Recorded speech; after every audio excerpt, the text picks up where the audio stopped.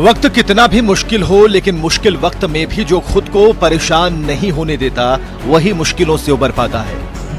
मुंगेर के संग्रामपुर प्रखंड में बने इस क्वारंटाइन सेंटर की तस्वीरें देखकर आपको भी सुखद अनुभूति हो रही होगी। क्वारंटीन में रह रहे प्रवासी मजदूर खुद के मनोरंजन के लिए तरह तरह के करतब कर रहे हैं। कोई हाथ के बल चलकर अपना संतुलन दिखा रहा है, तो कोई साइकिल को उठाकर शक्ति प्रदर्शन कर रहा है। इस क्वारंटाइन सेंटर पर श्रमिकों से प्रशासन की तरफ से योगाभ्यास भी कराया जाता है। लॉकडाउन के दौरान हजारीबाग पंचायत के कई मुखिया बेहतर कार्य कर रहे हैं। क्वारंटाइन सेंटर में जाकर मुखिया वहां रह रहे प्रवासी लोगों को न सिर्फ बचाव की जानकारी दे रहे हैं, बल्कि व्यायाम और योगा के जरिए उन्हें मानसिक अवसाद से दूर रखने की भी कोशिश कर रहे हैं। टाटी धरिया प्रखंड के अमनारी विद्यालय के इस क्वारंटाइन सेंटर की तस्वीरें देखिए। इस क्वारंटाइन सेंटर में मुखिया राम प्रसाद कुशवाहा रोजाना सुबह शाम पहुंचते हैं और लोगों से व्यायाम और योगा करवाते हैं। क्वारंटाइन सेंटर में रह रहे लोग मुखिया जी के प्रयास की सराहना कर रहे हैं और कह रहे हैं कि योग से उन्हें शारीरिक मजबूती मिल रही है, जो बेहद जरूरी है। गोड्डा के राहत शिविर में लगातार प्रवासी मजदूरों का पहुंचना जारी है। पलामू के रहने वाले छोटू और फैयाज 58 दिनों बाद गुवाहाटी से यहां पहुंचे हैं। इन दोनों ने इतना दर्द झेला है कि अब इन्होंने बाहर जाकर कमाने से तौबा कर लिया है। दोनों बेटी की शादी करने के बाद कर्ज में डूब गए थे और उसी कर्ज को उतारने के लिए ये गुवाहाटी में काम करने चले गए थे, लेकिन लॉकडाउन की वजह से इन्होंने जो परेशानी झेली, उसके बाद ये कहते हैं कि आधी रोटी खाएंगे लेकिन परदेश नहीं जाएंगे। गुवाहाटी से गोड्डा पहुंचने में इनको 58 दिन लग गए और इन 58 दिनों में इनकी सारी बचत की कमाई खर्च हो गई। दरअसल ये दोनों अनपढ़ हैं और इस वजह से लगातार रास्ता भटक गए। इन दोनों ने बताया कि 2 बार तो इन्हें कटिहार और 1 बार भागलपुर में 14 दिन के लिए क्वारंटीन कर दिया गया। अब झारखंड पहुंचने के बाद इन्हें इस बात की उम्मीद है कि ये जल्द घर पहुंच जाएंगे।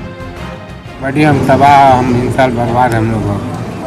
अब जाने की हिम्मत नहीं है बाहर की। अब हम लोग बाहर जाएंगे कमाने के लिए, आधी रोटी खाएंगे, घर ही में रहेंगे। बेतिया की सड़क पर हंगामा मचा, सड़क जाम किया गया है, आगजनी हो रही है और प्रदर्शनों का दौर चल रहा है। प्रदर्शन करने वाले सभी प्रवासी मजदूर हैं जो योगीपट्टी प्रखंड के चेमनिया क्वारंटीन सेंटर में रह रहे हैं। क्वारंटीन सेंटर में अव्यवस्था को लेकर ये इतने नाराज हैं कि इन्होंने नवलपुर पथ को घंटों जाम रखा।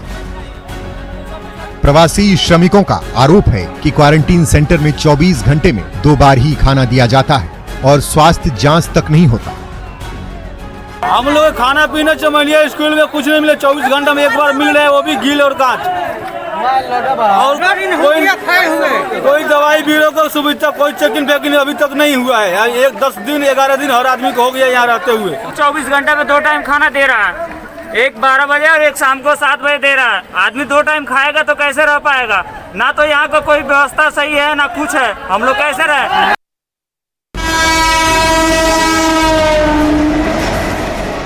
नालंदा पहुंचे 20 श्रमिकों को पिछले 2 दिनों से कोई सुविधा नहीं मिली। श्रमिक स्पेशल ट्रेन और पैदल चलकर पहुंच रहे हैं। इन श्रमिकों के साथ उनके बच्चे भी हैं जो पावापुरी रेलवे स्टेशन पर खुले आसमान के नीचे रह रहे हैं। खाने पीने की कोई भी व्यवस्था न होने से ये परेशान हैं। प्रशासन इनकी सुध नहीं ले रहा और घर वालों ने इन्हें घर में घुसने से पहले 14 दिनों के वनवास पर भेज दिया। पावापुरी रेलवे स्टेशन से रोजाना 20 से अधिक मालगाड़ियां गुजरती हैं। ऐसे में बच्चों के साथ साथ श्रमिक भी हर पल खतरे में जी रहे हैं। पैदल आ रहे थे तो पैसा नहीं कौड़ी है, तो सबको तो रोटी परोसी दिया, पैसा उसा, तो यहाँ गांव पहुँचे तो गाँव में नहीं ढुकने दे रहा है कि उधरे रहो कोरोना बारिश से सबके छुआ देगा, जे बोल रहा है सब। हम लोग सर 2 दिन से कुछ खाना पीना भी नहीं खाए हैं। हम लोग पावापुरी स्टेशन में बिता रहे हैं सर।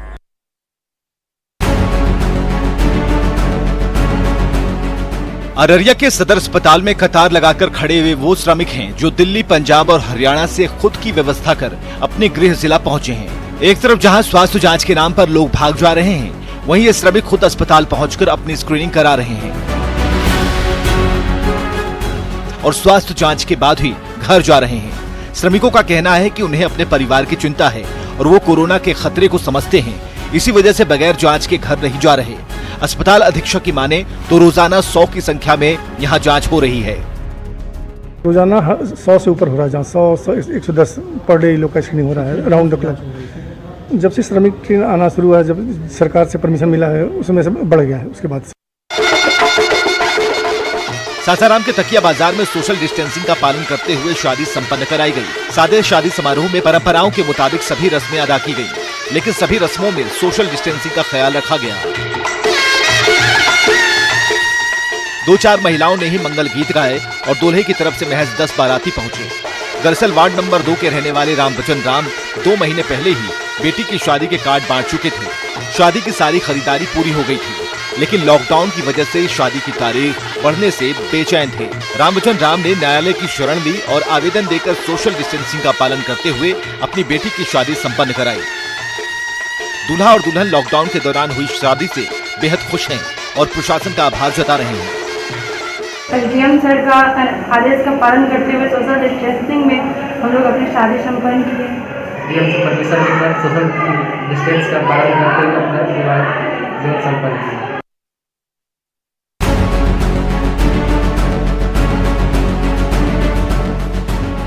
गया में हजारों जरूरतमंदों को आईआरसीटीसी मुफ्त खाना खिला रहा है। रेलवे स्टेशन परिसर में स्टॉल लगाकर आईआरसीटीसी के कर्मचारी रोजाना खाना बांटते हैं। चावल, दाल और सब्जी खाने में दिया जाता है।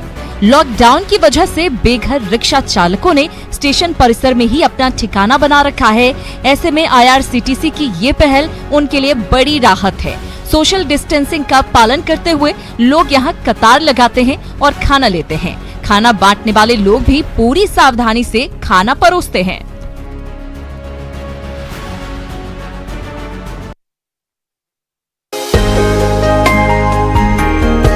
लॉकडाउन में बिहार सरकार ने सरकारी स्कूलों में पढ़ने वाले बच्चों के लिए उन्नयन बिहार कार्यक्रम के तहत मेरा मोबाइल मेरा विद्यालय नाम से एक ऐप का शुभारंभ किया था। इस ऐप के जरिए कक्षा 6 से इंटर तक के बच्चे घर में बैठकर पढ़ाई कर सकते हैं। बेतिया में करीब 215 विद्यालयों में इस ऐप के माध्यम से छात्रों को पढ़ाया जा रहा है, जबकि पूरे बिहार में करीब 5,46,000 बच्चे इस ऐप को डाउनलोड कर चुके हैं। लॉकडाउन में घर बैठे छात्रों की पढ़ाई बाधित न हो, इसके लिए बिहार सरकार की ये पहल कारगर साबित हो रही है। उन्नयन ऐप और बिहार दूरदर्शन के माध्यम से छात्र छात्राएं पढ़ाई कर रही हैं। उम्मीद है जल्द ही कक्षा 6 से नीचे के बच्चों को पढ़ाने के लिए भी ये ऐप काम करने लगेगा। सिर पर भारी गठरी, गोद में बच्चा और थका हुआ शरीर, ये तस्वीर झारखंड की खूंटी की है। चक्रधरपुर के रहने वाले ये 40 से ज्यादा मजदूर मुंबई से कभी गाड़ी पर तो कभी पैदल चलकर खूंटी पहुंचे। हालांकि खूंटी से भी इन्हें लंबा सफर तय करना था, लेकिन खूंटी में कुछ समाज सेवियों की नजर इन थके हारे श्रमिकों पर पड़ी। इसमें ज्यादा संख्या महिलाओं और बच्चों की थी। समाज सेवियों ने श्रमिकों की हालत देखकर उनके लिए खाने की व्यवस्था की और फिर बस का इंतजाम कर सभी को चक्रधरपुर रवाना किया। हम लोग ट्रक में आया है तो पुलिस लोग हम लोग को बैठा दिया है। बैठाने के बाद हम लोग को आपका गोंदिया तक छोड़ दिया, महाराष्ट्र बॉर्डर तक। महाराष्ट्र बॉर्डर तक छोड़ने के बाद फिर पुलिस का वहाँ हम लोग को छोड़ दिए। छोड़ देने का फिर छत्तीसगढ़ पुलिस वाला ने हम लोग को बैठा दिया। इधर आपका झारखंड गाड़ी जा रहा है बोल के वो फिर ट्रक में बैठा दिया हम लोग को।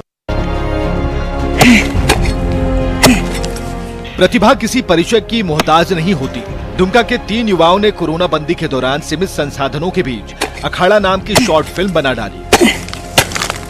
9 मिनट की ये फिल्म किसान की हालत, लगन और मेहनत पर बनाई गई है। ऐतिहासिक हिजला पहाड़ी के आसपास अखाड़ा फिल्म की शूटिंग की गई है। फिल्म को जीवंत बनाने के लिए एक्टर शिवा आर्य ने 5 कट्ठे की बंजर जमीन को कुदाल से खोद कर खेती के लायक बना डाला। एक किसान की कहानी को बयां करते इस फिल्म को स्थानीय स्तर पर काफी सराहना मिल रही है।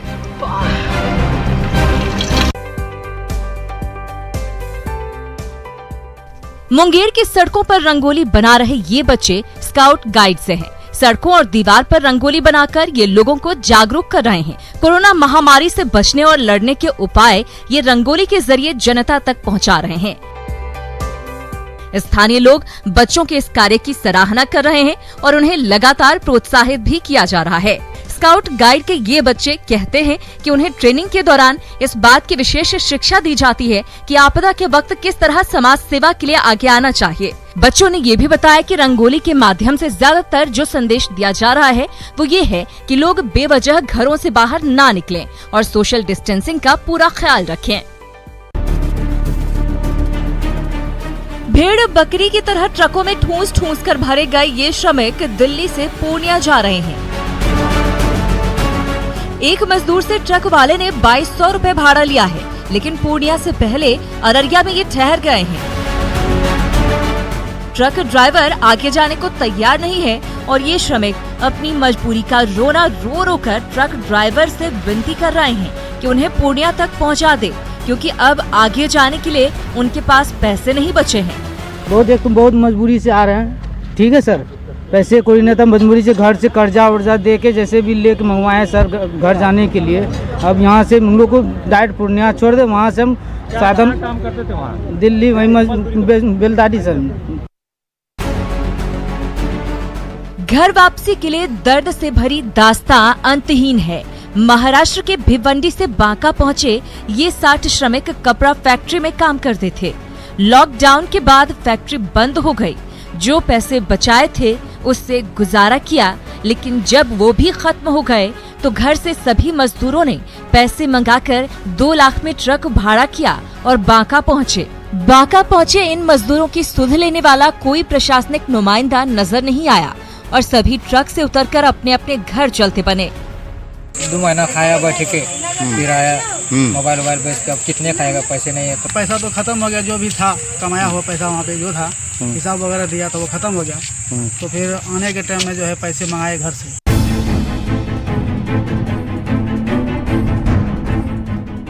एक तरफ मजदूर घर जाने के लिए भागा भागी कर रहे हैं तो दूसरी तरफ कैमूर की ये तस्वीर सुकून देने वाली। यहाँ के ईंट भट्ठे में काम करने वाले झारखंड के सैकड़ों मजदूर अपने काम में जुटे हुए हैं।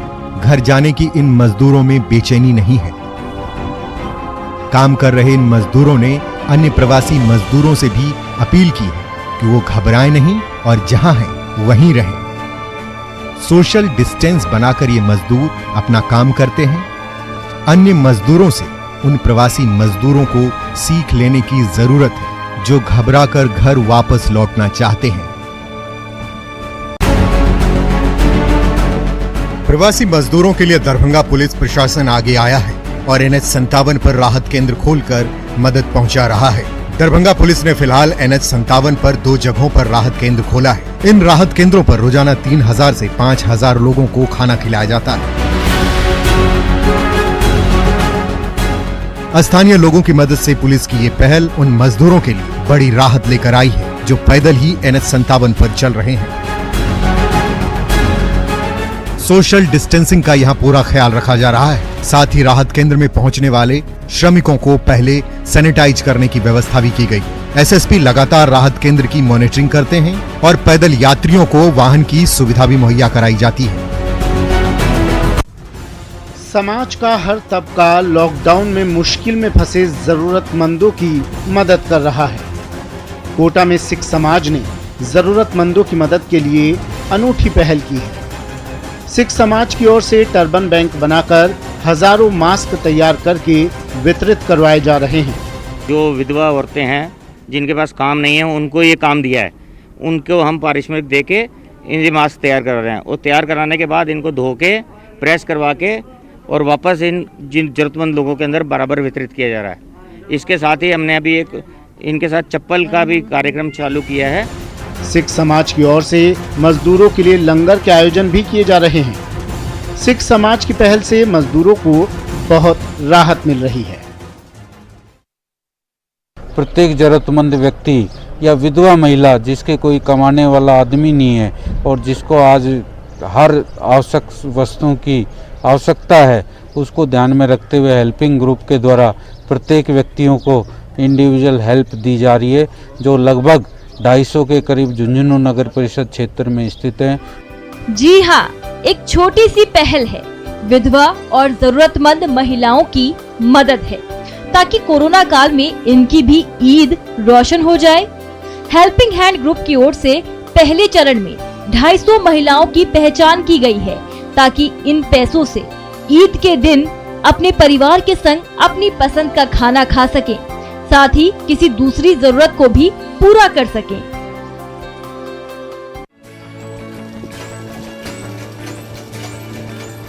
बहू मास्क सिलने की जिम्मेदारी उठाती है और सास उसे बांटने में उसका साथ देती है। अजमेर में इन दिनों सास बहू की जोड़ी हिट है। घर में मास्क सिलकर जरूरतमंद लोगों में बांट रही हैं। ये जो कोरोना वायरस चल रहा है, इसकी महामारी को देखते हुए मैंने ये सोचा कि है ना मास्क बनाया जाए पब्लिक के लिए, तो मैं ये निःशुल्क मास्क सबको बांट रही हूँ। हमारे मोहल्ले और कॉलोनी में मैंने बांटे हैं और भी संस्था वाले हैं जिन्होंने मुझसे मास्क बनवाए हैं, तो उनको ही मैंने बना के दिए हैं। रेखा अपनी सास के साथ मिलकर अभी तक करीब 1000 मास्क बना चुकी है। सास बहू की ये जोड़ी कोरोना वायरस को मात देने के लिए समाज की प्रेरणा बन रही है। अब तो समाज सेवी संस्थाएं भी मास्क के लिए इस जोड़ी से संपर्क कर रहे हैं। धौलपुर में कोरोना काल में लोगों की मदद के लिए लुपीन और मंजरी संस्था आगे आई है। लुपीन और मंजरी संस्था ने बैंकों के सामने लाइनों में लगने वाले लोगों को छाते बांटने की पहल शुरू की। दोनों संस्थाओं ने बैंकों के सामने तेज धूप में लाइनों में लगे लोगों को छाते बांटे। छाते बांटने से जहां धूप से बचाव हुआ, वहीं लोगों में सोशल डिस्टेंसिंग का भी पालन हुआ। अभी इतनी धूप है और हम लोग धूप में खड़े हुए थे, हमारी पैर चल रही थी, इतना धूप लग रहा था, पसीना आ रहा था, तो इस वजह से हमें बैंक की तरफ से ये छाता मिला गया है। देखा गया कि बैंकों के बाहर बहुत ज़्यादा भीड़ लग रही है, तो हमने मंजरी और लुपीन फाउंडेशन ने मिलकर प्रयास किया है कि बैंकों के बाहर जो लोग खड़े हैं उनको छाते दिए जाएँ। इससे एक तन से तन की दूरी, शारीरिक दूरी तो होगी, लेकिन इनका धूप में बचाव भी हो सकेगा। उपभोक्ता बैंक के अंदर जाने से पहले छाते को संस्था के कर्मचारियों को दे देते हैं। छाते को सैनिटाइज कराने के बाद ही बांटा जाता है। ये कदम बेहद सराहनीय है, जिसकी बहुत तारीफ हो रही है।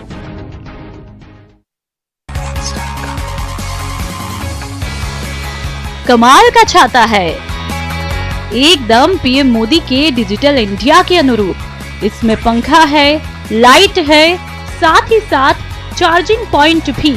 इसे बनाया है 23 साल के विद्यार्थी आबिद मंसूरी ने, खास कोरोना वॉरियर्स के लिए जो डटे हैं कोरोना को हराने में।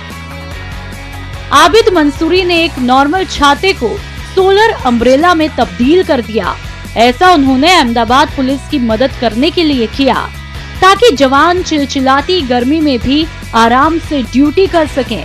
इसलिए आबिद ने ये सोलर अम्ब्रेला तैयार किया। इसमें गर्मी से बचने के लिए एक छोटा पंखा, रोशनी के लिए लाइट और मोबाइल चार्जिंग पॉइंट है। सोशल मीडिया पर इस 23 साल के स्टूडेंट के काम की खूब तारीफ हो रही है।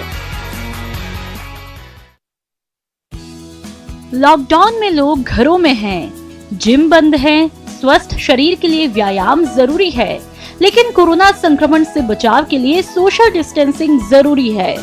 लोग नए नए तरीके ढूंढ रहे हैं।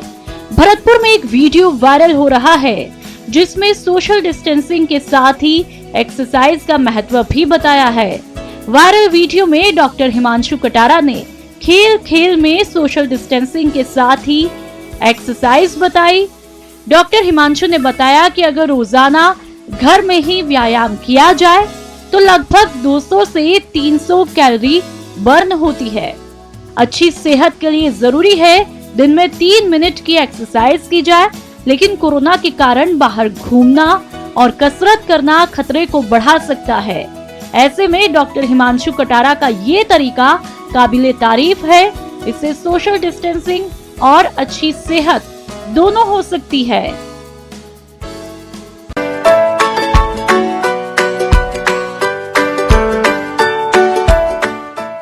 वाह भाई वाह, मास्टर ब्लास्टर के हाथ क्या लगे, अर्जुन तो दमकने लगे। सचिन तेंदुलकर का ये अवतार जिसने भी देखा बस देखता ही रह गया। मैदान में स्क्वायर कट लगाने वाले मास्टर ब्लास्टर यहाँ कभी राइट कट तो कभी लेफ्ट कट, कभी बैक कट तो कभी अपर कट लगा रहे हैं। सचिन ने तो छक्के ही छुड़ा दिए, अर्जुन की तो मनमांगी मुराद ही पूरी हो गई। घर बैठे बैठे इतनी शानदार कटिंग।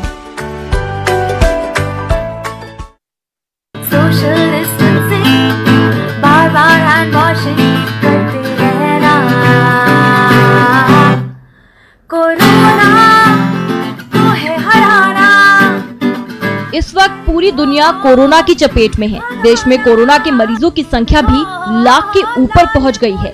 लेकिन इस बीच हमारी आपकी जिंदगी की हिफाजत के लिए तमाम कोरोना योद्धा लगे हुए हैं। ऐसे में चूरू पुलिस भी किसी से पीछे नहीं है। लिहाजा बॉलीवुड की मशहूर गायिका शिवानी कश्यप ने इन कोरोना योद्धाओं को अपने अंदाज में सैल्यूट किया है। शिवानी ने चूरू पुलिस के फेसबुक के जरिए अपने सुरों से समा बांधा और अपने सुरीले अंदाज में न सिर्फ चूरू पुलिस का हौसला बढ़ाया बल्कि लोगों को जागरूक भी किया। शिवानी 27 मिनट तक ऑनलाइन रही और इस दौरान उन्होंने कोरोना को हराना है गाना गाकर सभी का दिल जीत लिया।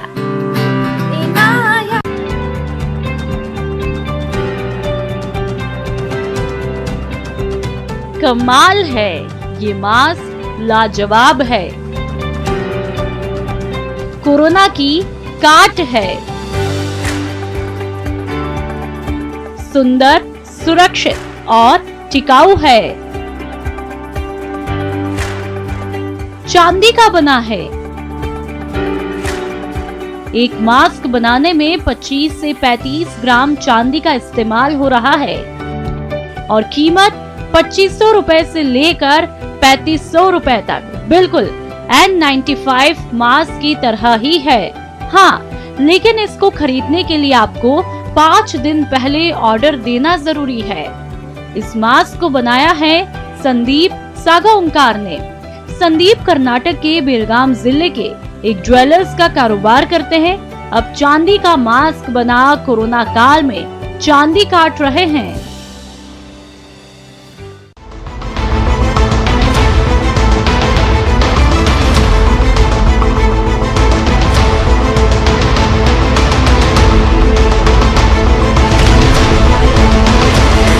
UEM प्रेजेंट्स कोरोना की